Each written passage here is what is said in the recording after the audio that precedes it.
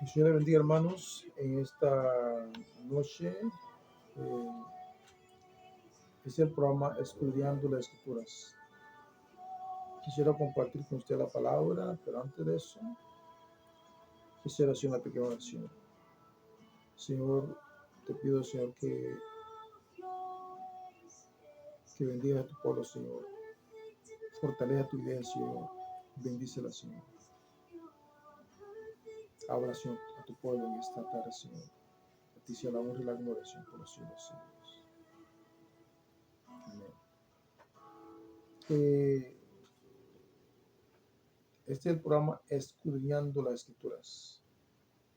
Eh, Quisiera compartir con usted la palabra de Dios y quisiera que abrieran la palabra de Dios en el libro de Efesios, capítulo 4.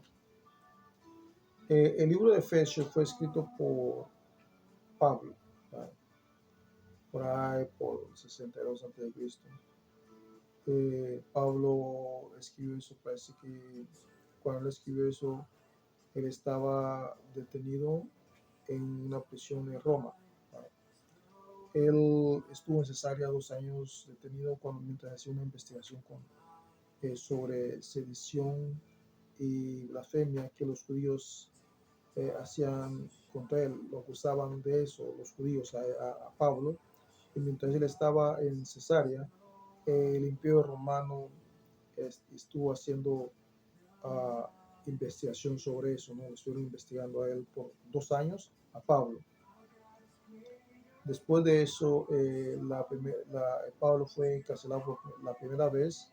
Cuando Pablo fue encarcelado la primera vez, estuvo 2 años bajo arresto domiciliario en Roma, ¿no? Cuando fue arrestado la primera vez en Roma, estuvo bajo arresto domiciliario, y ahí fue donde él escribió la carta a los Efesios. Esta epístola, muchas otras epístolas. Y Pablo después, la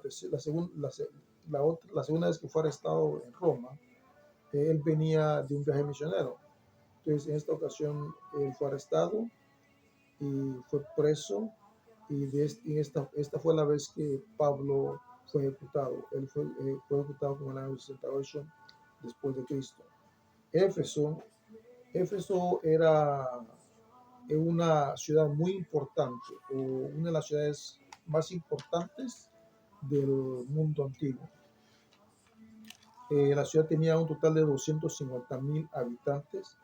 Era un centro comercial, religioso y cultural del Mediterráneo y Asia Menor. Ahí es donde se encontraba la biblioteca más grande del mundo, ¿no? Pues era un centro académico y cultural muy importante. Éfeso actualmente está ubicada en lo que es ahora, Éfeso está ubicada en lo que es ahora Turquía. Y es ahí donde Pablo inició una obra, una iglesia.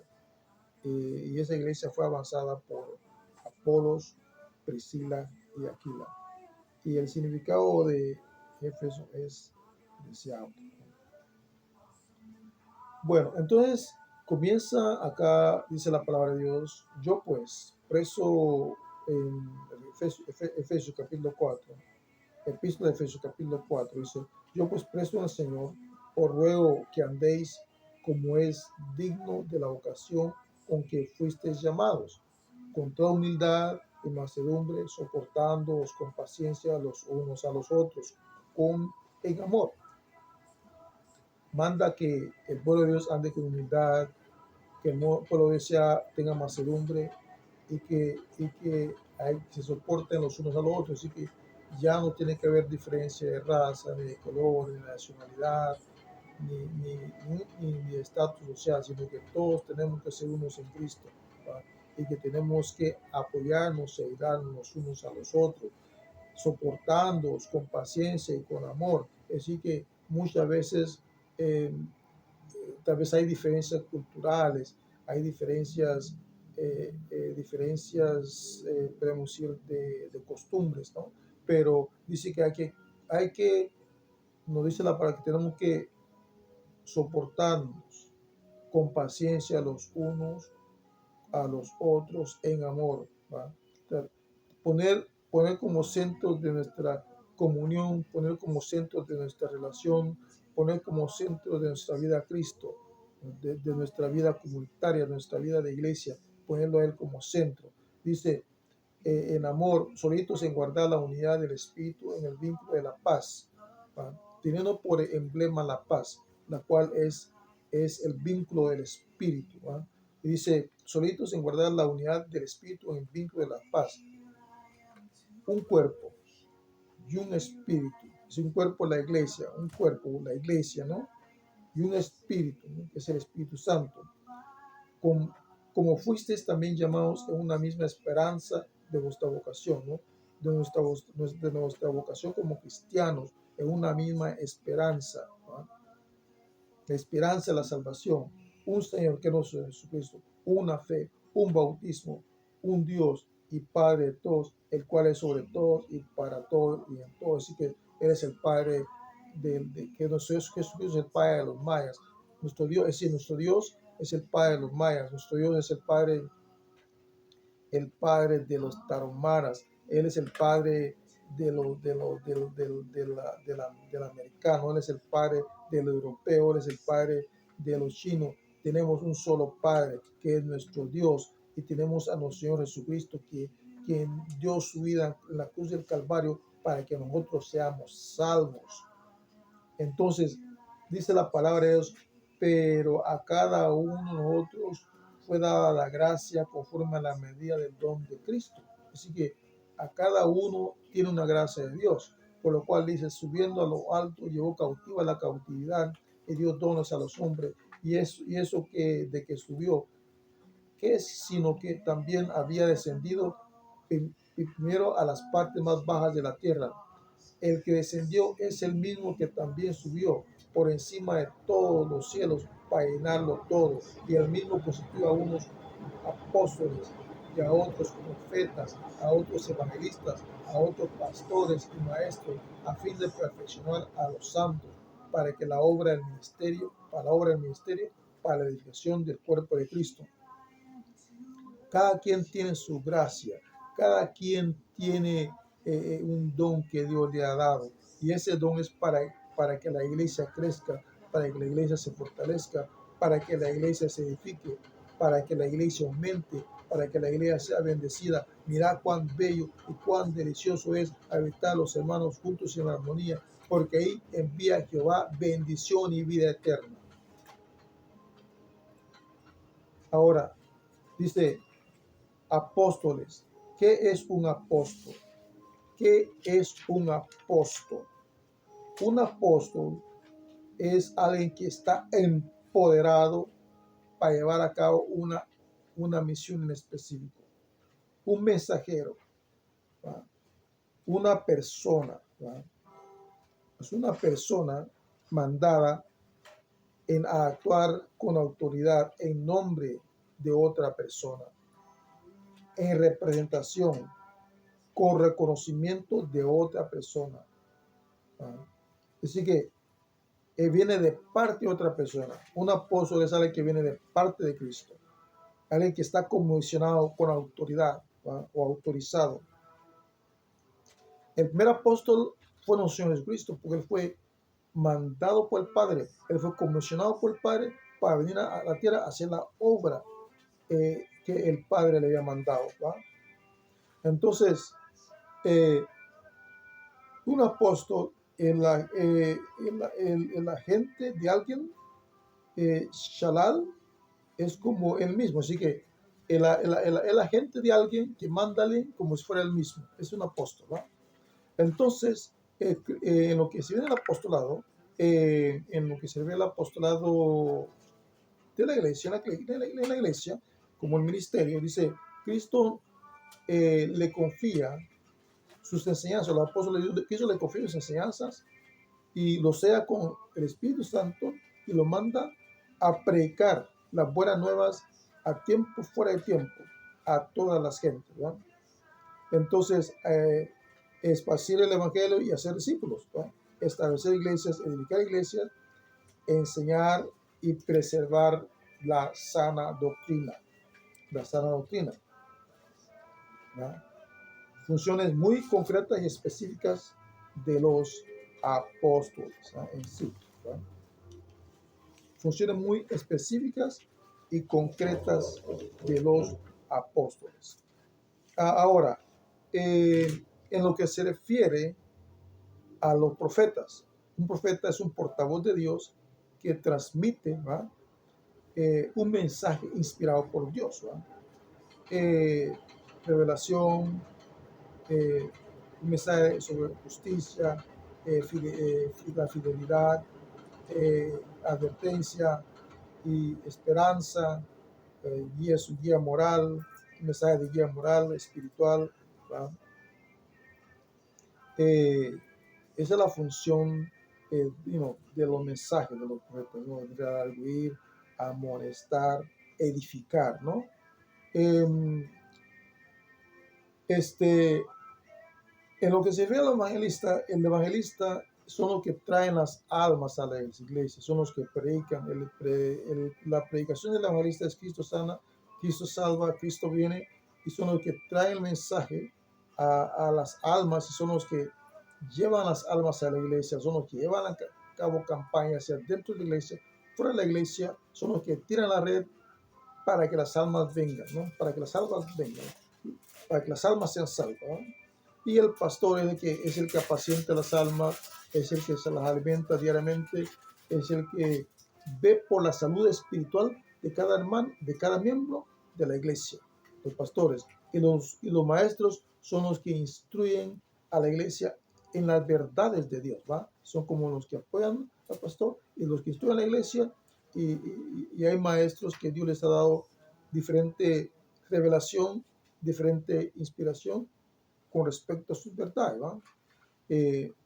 Entonces, todo esto es ¿para qué? ¿Para qué es todo esto? Dice la palabra de Dios que todo esto es que a fin de perfeccionar a los santos para la obra del ministerio, ¿va? Para la edificación del cuerpo de Cristo, para perfeccionar, ¿va? Es decir, los santos perfeccionarnos para la obra del ministerio y la edificación del cuerpo de Cristo. ¿Va? Ese es el objetivo. Perfeccionamiento para el ministerio, sí, para el ministerio de la iglesia en general y cada quien en su ministerio, y para la edificación del cuerpo de Cristo, para que el cuerpo de Cristo se edifique, para que el cuerpo de Cristo se fortalezca, para que el cuerpo de Cristo crezca, para que la iglesia crezca, ¿no? Para que la iglesia esté sana, esté vigorosa, para que la iglesia esté llena de vida, ¿no? Llena de la vida de Dios, la vida del Espíritu Santo, porque la iglesia es un cuerpo viviente, ¿no? Hasta que todos, dice, lleguemos al conocimiento, hasta que todos lleguemos a la unidad de la fe y del conocimiento del Hijo de Dios, a un varón perfecto, a la medida de la estatura de la plenitud de Cristo. Así que el objetivo de Dios es que todos lleguemos a ser como Cristo, ¿va? Que como su Hijo, como ese es el objetivo de Dios, que nosotros, que del Padre, que nosotros lleguemos a ser como Cristo, como su Hijo. Entonces, hasta que todos lleguemos a la unidad de la fe y del conocimiento del Hijo de Dios, a un varón perfecto a medida de las estatura de la plenitud de Cristo, ¿va? Entonces, ¿cómo tenemos que ser nosotros? No tenemos que ser como Cristo, ¿va? Como Él tenemos que ser, ¿va? Y esa debe ser nuestra meta. Y ese debe ser nuestro objetivo. Y pensemos de que, de que la medida, el estándar de un cristiano debe ser como Cristo. El cristiano no debe de medirse de acuerdo a los estándares mundanos. El estándar del cristiano debe ser el estándar de Dios. Ser como Cristo, ser como Dios, ser pues perfecto como vuestro Padre que está en los cielos es perfecto. ¿Va? Entonces aquí nos da a entender la palabra del Señor, cómo es que nosotros podemos llegar a esa plenitud, esa perfección, ¿va? En Cristo, ¿va?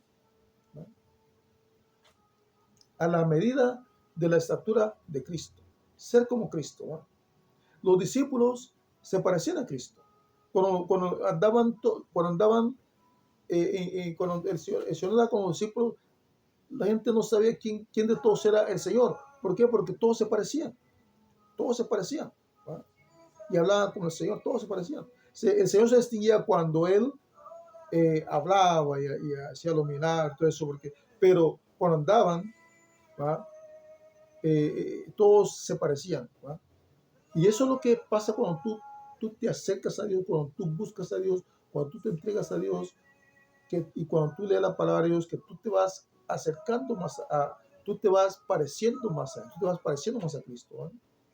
Entonces, eso, entre más tú te pareces a Cristo, eso va a entender que más conocimiento tienes tú de Cristo, y podemos decir que eso es entender que Dios está al tanto de ti, ¿va? Dios está al tanto de ti, porque entre más tú te acercas a Dios, más Dios se acerca a ti. Y aquí quisiera decirle a toda aquella persona que no conoce a Dios, que abra su corazón, que venga a Cristo, que le pida perdón a Dios por sus pecados, por sus faltas, por sus fallas, ¿va? Que venga a Cristo, que venga a Él, ¿va? Si no importa cuáles sean tus pecados, Dios te va a perdonar, porque a eso vino en la cruz de Calvario. Él vino a pagar por los pecados de la humanidad. Y si tú te arrepientes y tú le buscas a Él, y si tú te entregas de todo corazón, y tú te arrepientes de todo corazón, Él te perdona. Te perdona, borrón y cuenta nueva, y tienes el premio de la vida eterna, la bendición de la vida eterna, la bendición de la salvación, la bendición de que tu nombre será escrito en el libro de la vida, la bendición de que tú ya tendrás acceso al cielo, tendrás acceso a la ciudad celestial, tú tendrás acceso al Padre, tú tendrás acceso al Padre, tú puedas pedirle al Padre lo que tú quieras y Él te va a escuchar y Él te va a atender porque tú eres un hijo de Él. Tú vas a poder entrar a las cortes celestiales. Bueno, tú tienes acceso a la corte celestial por medio de nuestro Señor Jesucristo.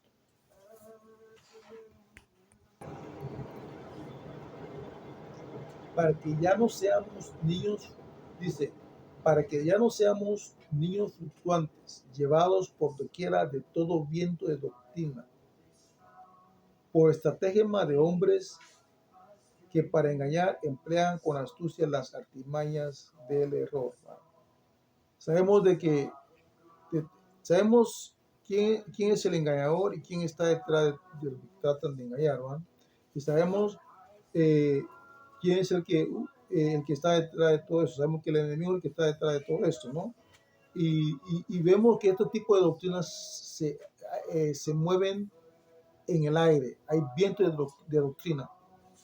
Entonces, lo que nos manda la palabra de Dios es que nosotros estemos anclados en Cristo, que seamos uno, que estemos en la unidad de fe y que estemos en la unidad de la fe y del conocimiento del Hijo de Dios y que crezcamos a la medida, ¿no?, de la estatura de la plenitud de Cristo y que hagamos a un lado cualquier viento de doctrina que no tenga como fundamento a Cristo, ¿va? Tenemos que ser a un lado y tenemos que, y Dios nos manda, y Dios manda todas estas gracias y estos dones para que la iglesia ejerza en sus funciones y al mismo tiempo pueda discernir este tipo de viento de doctrina y hacerlas a un lado, ¿va? Hacerlas a un lado y no hacerle caso a esos vientos de doctrina, ¿va? No hacerle caso a esos vientos de doctrina, obviar esos vientos de doctrina, ¿va? No poner atención a esos vientos de doctrina, ¿va?, que están por todos lados. Son vientos de doctrina que pueden tener raíces o tienen otro tipo de fundamento, ya sea culturales, ya sea religiosos, o este tipo de doctrinas hay que hacerles caso omiso, ¿va? eh, sino siguiendo la verdad en amor, crezcamos en todo en aquel que es la cabeza, esto es Cristo. Es decir, tenemos que crecer en Cristo. Dice, crezcamos en todo en aquel que es la cabeza. Tenemos que crecer en Cristo, ¿no? Y hacer a un lado todo tipo, todo aquello que no es de Cristo, tenemos que hacerlo a un lado. Y tenemos que crecer en Cristo, crecer en nuestro conocimiento de Cristo. Hablar como habla Cristo, pensar como piensa Cristo, ¿verdad? Vivir nuestra vida como vive Cristo, amar como ama Cristo, ¿verdad? Es decir, andar en la unidad del Espíritu Santo, ¿verdad? Andar en el Señor, ¿verdad? Dice, de quien todo el cuerpo bien concertado y unido entre sí por todas las coyunturas, que se ayuda mutuamente según la actividad propia de cada miembro, recibe su crecimiento para ir edificarnos en amor. Entonces, nosotros debemos de edificarnos en amor. La iglesia tiene que edificarse en amor, no en discordia, no en pleito, sino que tenemos que edificarnos en amor. En amor. Eso. Entonces, la iglesia debe estar unida en amor. Unida. A pesar de que estamos en una batalla espiritual, que tenemos lucha, no tenemos lucha contra sangre y carne, sino contra principados, contra potestades, contra huestes espirituales de maldad en las regiones celestes. Entonces la iglesia tiene que estar fortalecida. No todos los hermanos tenemos que estar fortalecidos en Dios y buscar a Dios.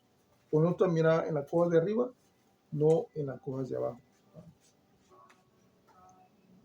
Y hay algo que de lo que quisiera hablar en esta tarde, ¿no? Algo dice la palabra de Dios en el libro de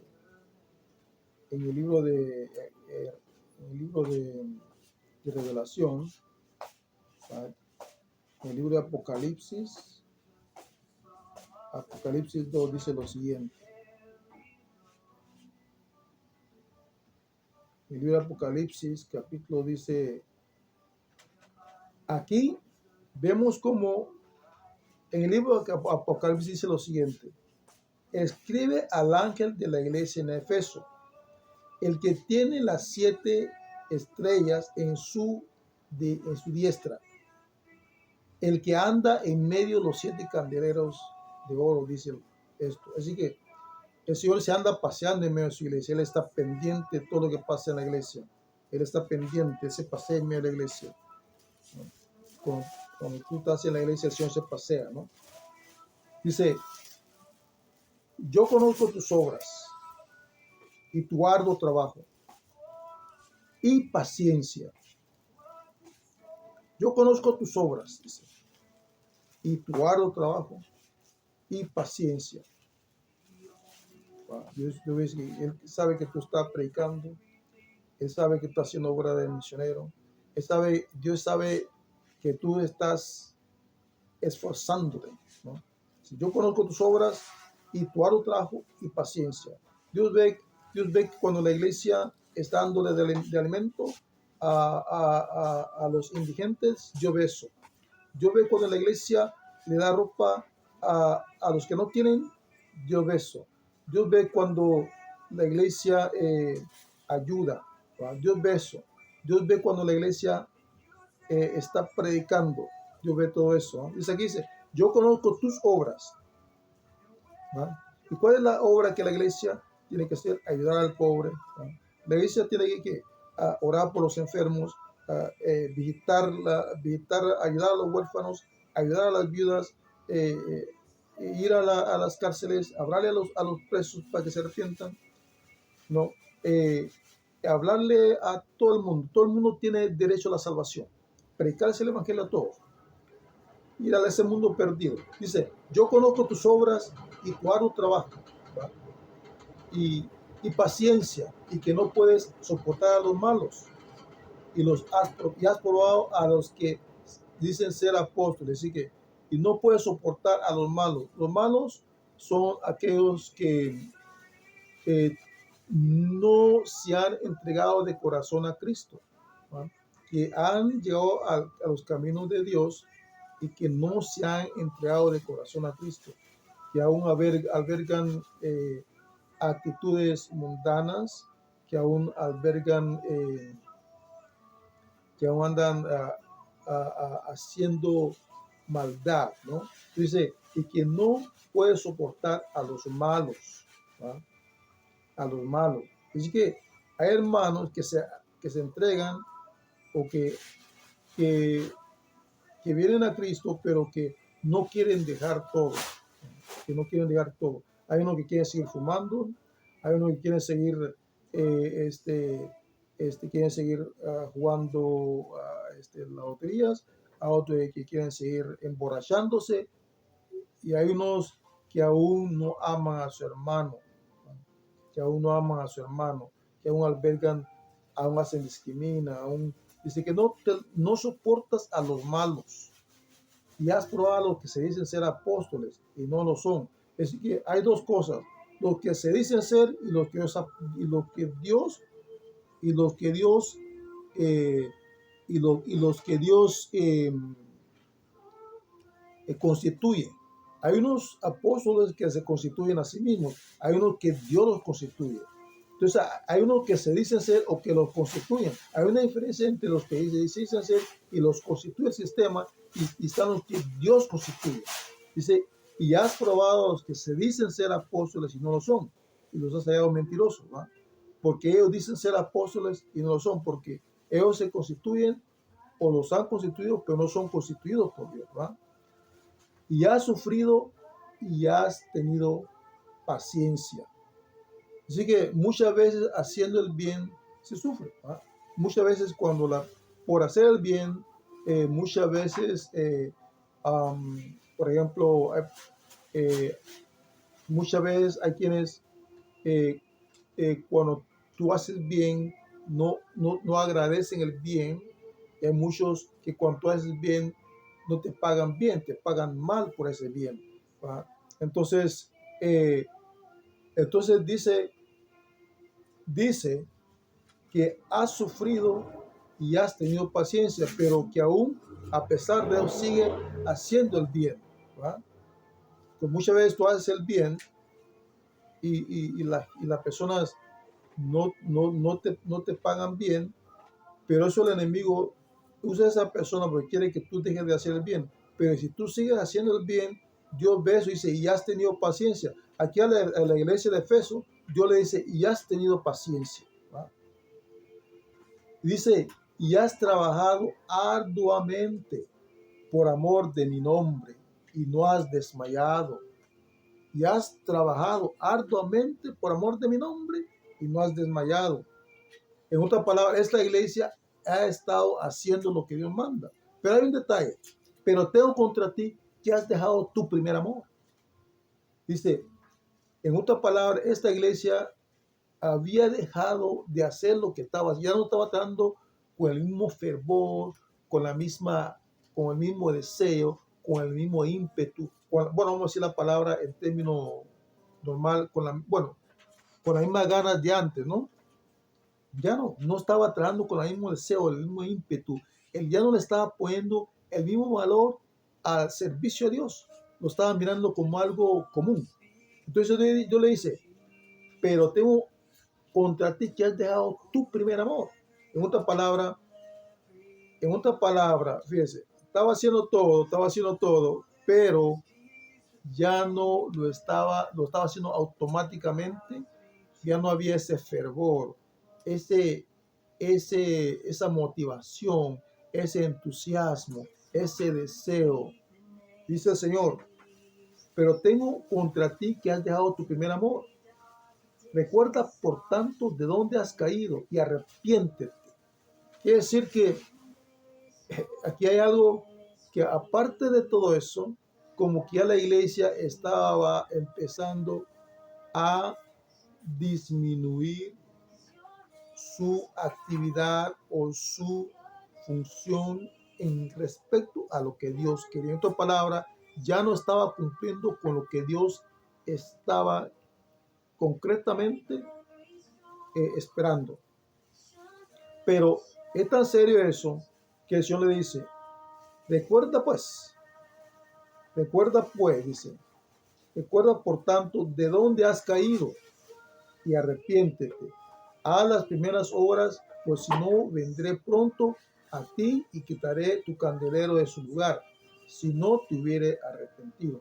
En otras palabras, Dios lo que le está diciendo aquí a la iglesia es que haga la cosa que hacía al principio.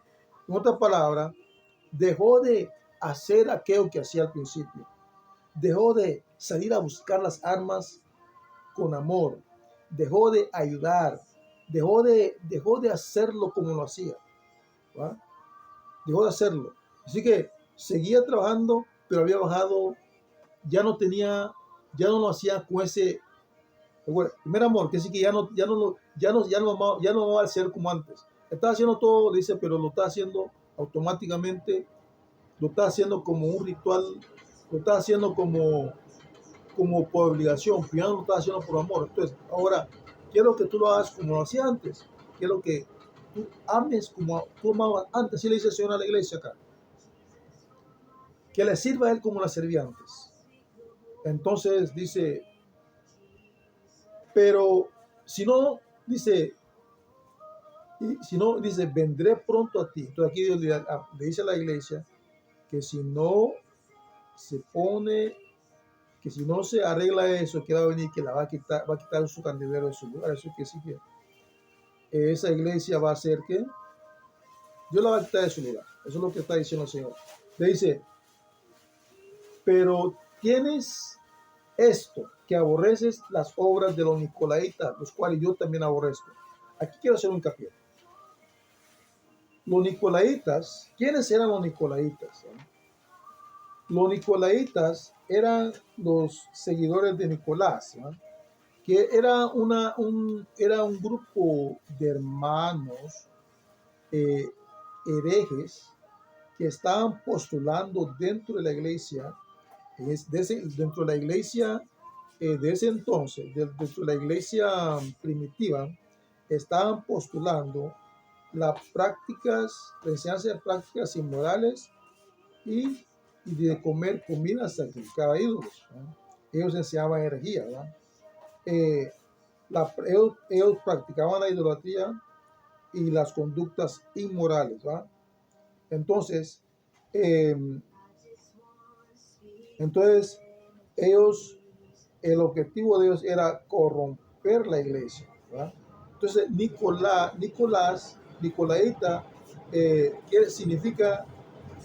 Que gobierna a la gente, que dirige a la gente.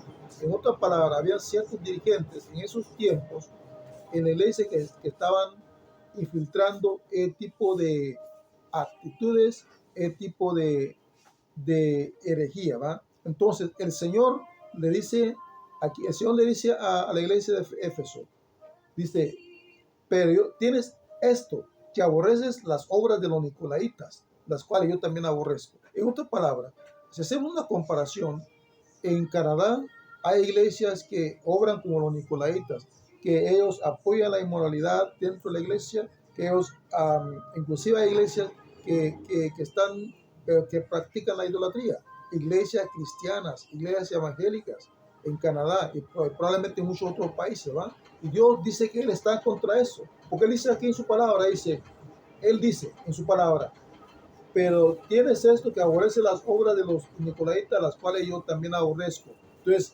Él aborrece las obras también de las iglesias en Canadá que practican la idolatría, que permiten la inmoralidad dentro de la iglesia y actitudes corruptas. Dios está contra eso. Y eso es lo que él dice acá, ¿va? Y él dice, el que tiene oído, oiga lo que el Espíritu dice a las iglesias.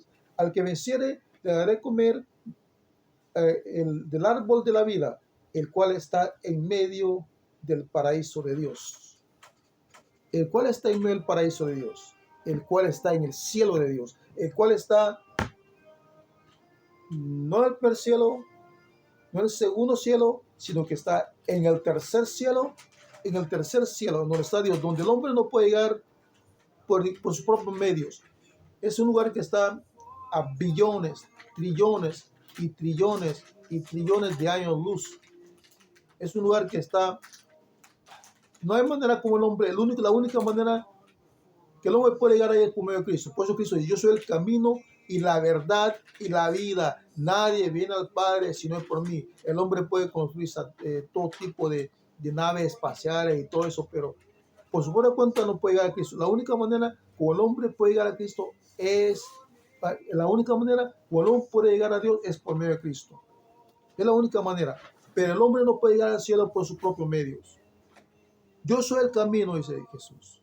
Yo soy el camino, yo soy la verdad, yo soy la vida, y nadie llega al Padre si no es por mí. Nadie llega al Padre si no es por mí, dice el Señor.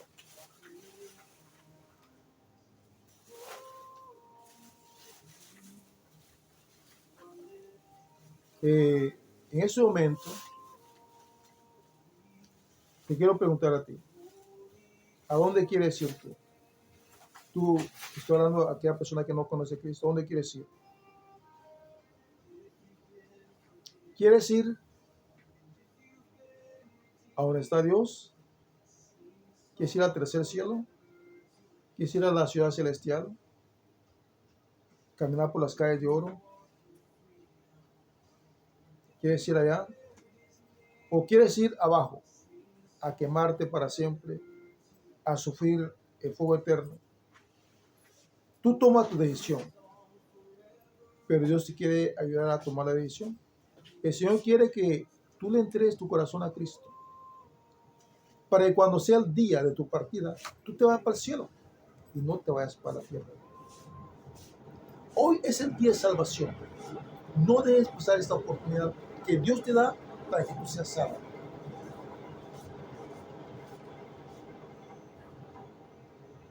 Entrega tu corazón a Cristo. Entrega tu corazón al Señor. Entrega tu vida a Cristo. Cristo te ama. Cristo te ama. Cristo te ama. Dale tu corazón a Cristo. Dale tu corazón al Señor. Pídele perdón. Pídele perdón a Él.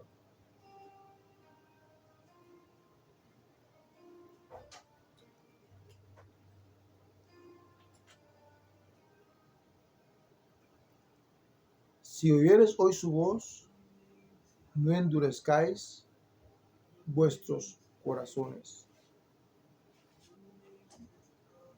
No endurezcas tu corazón.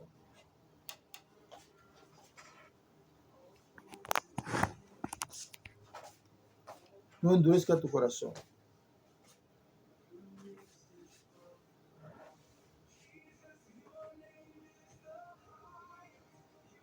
No endurezca tu corazón. Dios te da la oportunidad hoy. Tú vives el día de hoy. El mañana le pertenece a Dios. Hay millones de personas que se han ido al infierno. Millones y millones y millones. Pero también hay millones que están en el cielo, en el paraíso. Te pregunto a ti, ¿a dónde tú quieres ir?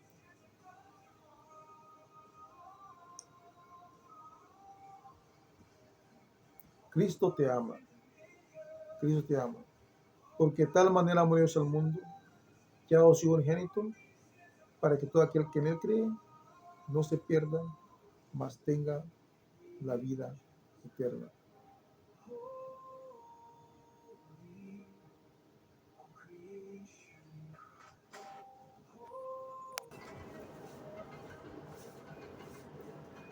En Mateo capítulo 5, versículo 1 dice la palabra de Dios.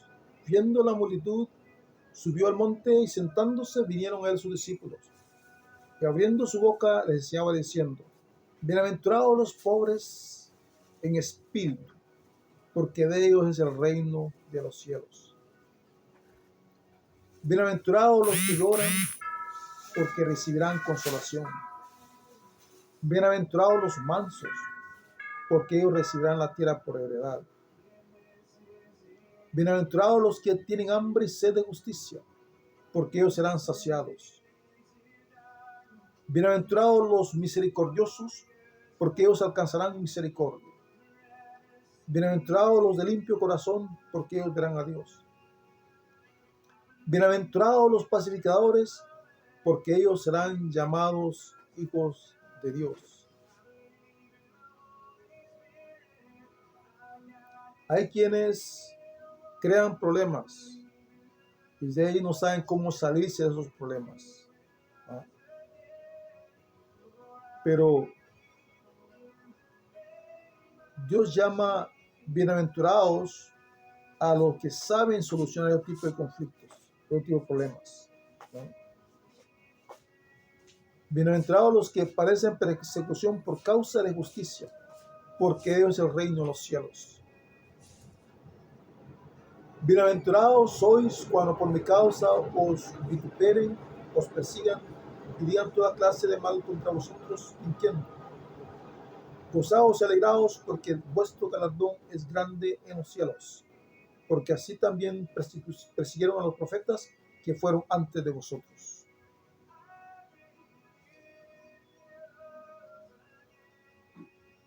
Bienaventurados. Esas bienaventuranzas también es para ti. Todos nosotros que amamos a Cristo, que seguimos a Cristo, somos bienaventurados, somos benditos, sí, benditos, bienaventurados, andamos en bendición. Ahora, amigo, si tú quieres ser bienaventurado, todo lo que tienes que hacer es entregar tu vida a Cristo y acercarte a Él y servirle. Es todo. Y también serás bienaventurado. A los hermanos y hermanas, yo les digo lo siguiente: al pueblo de Dios, somos bienaventurados. Tenemos que caminar como un solo pueblo, ¿no? En unidad, ¿no? En la unidad del Espíritu, ¿no? En Cristo, fortalecidos en Cristo, ¿no? Con la cabeza que es Cristo, la cabeza del cuerpo que es la iglesia, ¿no?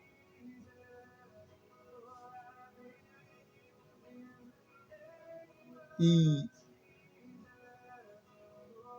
ir cada día creciendo y llegando a la estatura de Cristo, en la unidad de Cristo, en la unidad del Espíritu, fortaleciéndonos. Hermano y hermana, si tú estás fuera de esa cobertura, si tú te has salido fuera de esa, tú te has salido fuera de esa, de las alas del Señor, yo te recomiendo, te aconsejo que vuelvas a las alas del Señor, que entres a la cobertura del Señor, que entres a la unidad de Cristo, que te enteres de vuelta al cuerpo de Cristo, para que en ti siga fluyendo el Señor, para que en ti siga fluyendo la paz, el gozo, que son los frutos del Espíritu.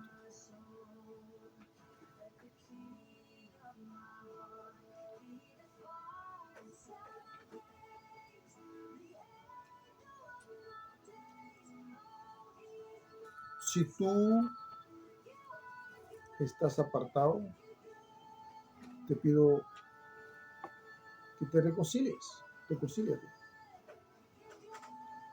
Ahora, yo quisiera hacer una oración, primero por todo aquel que no conoce a Cristo. Señor, en este momento, Señor, quiero orar por aquella persona que no te conozca y que en este momento esté entregando su corazón a ti, Señor. Ahora yo te pido a ti, amigo, que repitas conmigo: Señor, te entrego mi corazón, perdona todos mis pecados, todas mis ofensas, y escribe mi nombre en el libro de la vida. Repite eso. Ahora yo, Señor, te pido, Señor, que escribas el nombre de este hermano luego en el libro de la vida. Te pido, Dios, que fortalezca su vida, fortalezca su corazón. Te pido, Dios, que lo guíes, Señor, que lo guíes de ahora en adelante, Señor, y que estés con el Señor en todo lo que haga en su vida, Jesús. Te pido, Señor, que lo ayudes en su vida espiritual y en su crecer en tu caminar. Ahora quiero orar por aquel hermano o aquella hermana que quieran volver a los caminos. Señor, te pido por este hermano o esta hermana que estén arrepintiendo y que estén reconciliando contigo, Señor.